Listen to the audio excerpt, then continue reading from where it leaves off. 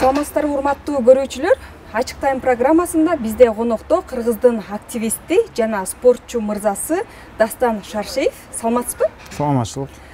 Жакында эле Дастан мырзанын социалдык түйүндөрдөгү баракчасында жарыялаган билдирүүңүз абдан коомдо талкууга алынып атат десек болот. Бишкектеги проституция бул аябай коюлган система экен.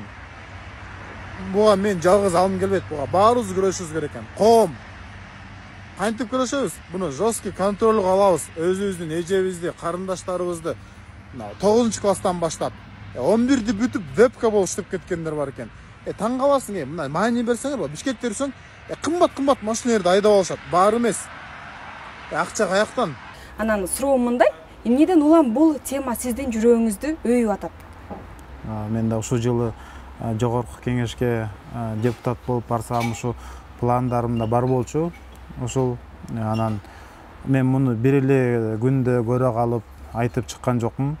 Мен муну Москвада болуп аткан, Турцияда болуп аткан, Дубайда болуп аткан, Кипрда болуп аткан, деги эле ошо чет жакта болуп аткан баарын өзүм көрүп, барып, Дубайда да болгом, Турцияда болгом, Москвада да болгом, ошонун баарын өз көзүм менен көрүп, андыктан анан баарын анализ кылып, бул азыркы табышындай, келечек кандай болот, эртең дагы бар да, бүгүн менен күн бүтпөйт да, анан ошондон улам чыккан сөз бул. Ошондо анализ кылсаңыз жыйынтыгында кандай экен? Ушул акыркы күндөрү ушундай тилекке каршы дейли, жаман жолго түшкөн кыздар көбөйүп атпырбы же кандай? Мына азыркы учурда Москвада сойкулук аябай өнүгүп кеткен, ар бир метрода бар. Мына мен азыр телефон алып көрсөтөйүнбү? Жок. Мен телеграмдан даже көчөгүнө ссылкасын жок, мен катталып алдым. Мен карап турам. Эми ошол жакта жазып жүрөт, мен кыздыгымды сатам дейт. Москвада ошондой. Силер жырга отурасыңар да, менин кызым иштеп акча таап атат. Бар эмес, бирок ошонун арасында бар. Ошол акча сага адал эмгек менен келип атабы, кандай келип атат, кандай жол менен таап атат. Мен да Москвада 7 жыл жашап келгем. Ошо Дастан мырза, айымдарды ошол ситуацияга, кырдаалга кептеген дагы мырзалар болуп калып атат да. Деген да. Анан мисалы суроо талап болбосо дейм да. Мисалы андай кесип көбөйбөйт эле да деген суроо туулат да. Туура. Мен сизди колдойм. Биз азыркы күндөн баштап эркектер өзүбүз туура кадам таштасак, өзүбүздөн баштасак, бул нерсеге эркек барбай койсо, бул жумуш жок болот. Мен уялбайм. Буга улуу эле кишилер барат, атабыз менен тең кишилер эле барат. Улуу байкелер эле барат. Муну барып алар акча берген үчүн булардын иши болуп атат да. Былтыр мен мамлекетте иштеп жүргөндө Бишкекте сойкулук менен иштеген 25 000 кыз бар болчу. Бул былтыр. Быйылкы статистиканы билбейм. Может плюс 25 000 болуп кетти. Мен өзүмдүн аналитика боюнча айтып берейин. Бишкекте азыр бизде вебка деген көп. Ушундай өзүнүн денесин камера аркылуу сатат. Үйүнөн чыгышпайт. Эми жап-жаш кыздар, 18 айылдан келип 18ге чыккан кыздар.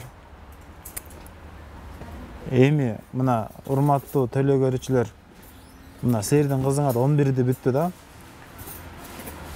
Ошол 11ге бүтүп Бишкекке келген кыздарыңарды көзүңөрдүн карегиндей карагыла. Кызыңарды иштетпей, наоборот, окуталык, өзүбүз иштейлик.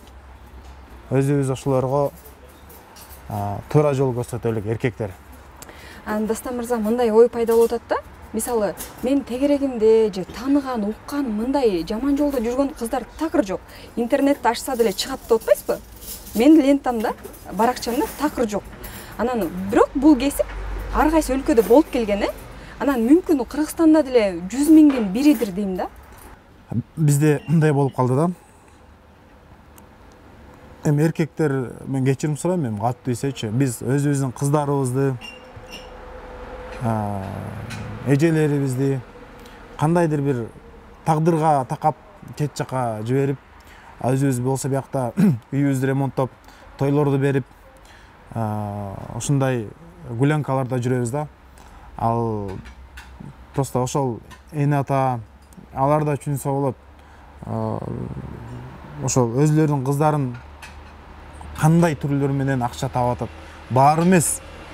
Мен да кайра айтып атам, баары эмес. Чынында өз эмгеги менен иштеп, ак эмгеги менен иштеп үйүнө акча салгандар бар. Дастан мырза, мындай болуп атпайбы? Биздин ата-энелер акча сурап эле Москвага кайрылышат экен көбүнчөсү.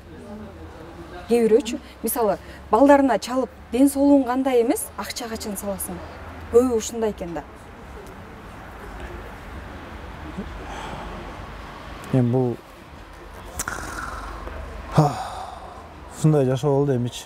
Мисалы, Орусиядагы айрым досторубуз бар. Алар айтып атат да, Кыргызстандан звонок келсе, ушундай эми заарканып калдык дейт да. Ата-энебиз деле качан акча саласың? Тойго керек эле, буга керек эле, андай кызым же балам ден соолугуң кандай деген суроо жок деп айтышат да. Чындык. Анан мына кыздарыбыз, айымдарыбыз, айрымдар дейле, ушундай жол менен акча табууга мажбур болбош үчүн биздин ата-энелер же мырзаларыбыз кандай жоопкерчиликтерди моюнга алыш керек? Мисалы, үй бүлө кургандан кийин үй бүлөнү каржылоо көп пайызы эркектин мойнуна жатат да, бул туурабы? Азыр мындай болуп калды да. Сен тапкан бир нече күндү мен деле табам. Биздин акыбыз тең. Аял кишилер менен эркектер силер слабый болуп калдыңар. Демек, мырзаларыбыз өзүн өнүктүрүш керек. Алар дагы да аларга мотивация болуш керек эмеспи? Бул кайрачы? Билим алып, өнүгүп дегендей. Туура. Эркек кишилерден өнүгүшүбүз керек, тытынып иштешибиз керек, уктабашыбыз керек, аялдарыбызды чет жакка чыгарбашыбыз керек, жакшы мамиле кылышыбыз керек, кыздарыбызды караш керек. Сиз ошо контролго алалы деп эдиңизби? Кандай жол менен деген оюңуз бар? Бул контролго алалы деген себеби ар бирөөбүздө кыз бар. Менин байкелеримдин кыздары көп. Мен менен бойдокмун. Анан алар дагы бойго жетип чоңоюп калды. Эртең мен ошолордун алдында жооп берем, баары айылда окуйт, шаарга келет. Контролго алалык деген темасы ар бирөөбүз өзүбүздүн карындаштарыбызды көзүбүздүн карайгындай карайлы, ошолорду сактайлы, жылуу мамиле кылалы, бөлүшөлү, ички дүйнөсүн карайлы, эмнеден улам мындай маселе болуп атат. Ошону колдоп, биз жанында болсок, мындай нерселер болбойт го дейм да. Уруу, токмок, кыйкырып өкүргөнү менен бул маселе чечилбейт. Андан наоборот, бул сойкулук дагы андан бийик көтөрүлөт. Мындан кийинки поколениега биздин алыбыз келиш мүмкүн. Кандай десеңиз, ошол садиктен, мектептен таалим сабактарын киргизиш керек. Динге басым салыш керек. Баягы жашоо десе мындай тупикке келип калсаң, баардык жол Куранда. Ата менен кыз өкө жакшы сүйлөшүш керек. Например, көбүнчөсү атадан албаган мээримди ошо көчөдөгү эркектерден издеп кетет. Ошон үчүн аталар өзүнүн кызга мээримин төгүш керек. Эне ата менен ортодо диалог болуш керек. Эне аталар биринчи өзүнөн башташ керек. Алар телефонду алып, балдарына китеп берсин. Чын. Китеп окугандар бул телефон кармагандарды башкарат, башкарып келген да. Булга бирден бир өзүбүз күнөөлүүбүз, кыргыз эли, калк. Бизде жыл сайын эле переворот боло берет. Бийлик кете берет, бийлик келе берет. Экономикабыз түшөт, бизде фабрикалар иштебейт. Бизде өзүбүздөн чыккан өндүрүш жок. Бизде азыр мындай карап келсек, азыр оор эле жашоо. Жумушсуздук, бекерчилик дейсиз бе? Оор эле жашоо.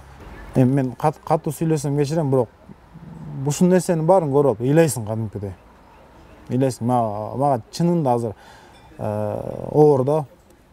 Баарын көрүп алып, ар бирөөнүн арманы. Сиздин өзүңүздүн карьераңызга өтсөк, жакында буюрса алдыда беттеш бар экен. Ошол тууралуу сөз кылып кетпейсизби? 17-синде ушмакмын жаңа организацияда. Каякта, ким менен? Москвада болмок. Мен колумда травма бар бул жердечи. Анан спарринг кылып атып, буну оорутуп алып, анан азыр кайра лечение кылып атабыз да акырындан. Ошо сиз да Кыргыздын желегин чет өлкөдө желбиретип жүргөндөрдүн катарындасыз. Кыргыз өлкөсү негизи чет өлкөгө кандай тараптардан таанылса деген тилегиңиз бар?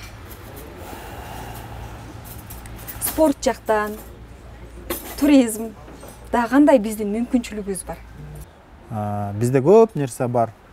Бизде улууну урматтайт, үйгө келсең тозуп алат, баягы меймандостук. Даже азыр айылга барып, мындай айылда жашасаң го бири-биринен нан сурап эле жашай берет. Ошонун баары бизде бар да. Кандай түр менен таанылса болот? Бул маданий жана спорт. Ошо спортсмендер, анан маданий чыгармачылык адамдар көтөрөт экен да. Бул кандай гана сен үчүн мындай бул башкача аябай сезим, мындай биздин желегибиз көтөрүп, байрагыбыз көтөрүп турсачы, ошол момент үчүн күрөшүп, ошол момент үчүн өлүп кетсең дагы мындай ыраазысың да. Негизги учурда мырзаларга кандай кыздар жагат? Мырзалар кандай айымдарды баалайт? Мен өз мамама, энеме окшоштуруп баалайм. Ошо. Көп сыпатын мамам жакты карап, ошондой сыпаттар болсо деп бизде бир тамашалап сурап, папамдан сурасам, мамамдай барбы, каяктан алдыңыз элесиз? Андай уже төнүп калган, чыкпай калган дейт го. Бирок апабыз Айкөл, кайсы маалда келсең сени тозуп алат, тамагыңды даярдап турат, бутуң жууп коет, сени түшүнөт, жакшы көрөт.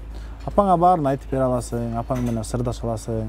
Акыркы убакта биздин дагы түшүнбөстүктөр болуп жүрдү, бирок кайра кечирим сурашып, мен апамда бар качестволорду карап, ошого жараша ошондой кызга үйлөнгүм келет. Тилегиңизге жетиңиз дейли. Эмнени ойлосоңуз, тилесеңиз бардыгы орундалсын. Биздин каналга ушу убактыңызды бөлүп келип, маек куруп бергениңиз үчүн ыраазычылык билдиребиз сизге. Урматтуу телекөрүүчүлөр, урматтуу достор, биз жакында бирден бир ошол жогорку кеңешке, биздин президентке, өкмөткө кайрылабыз. Ошого колдоп бериңиздер. Бул 25-30 жашка дейри аялдарыбызды чет жака чыгарбайлы деген жаңы мыйзам кабыл алууга. Ошого мени колдоп бериңиздер. Келгиле, ошону ишке ашыралык. Барыңарга рахмат. Менден кетсе кеч кылыңыздар.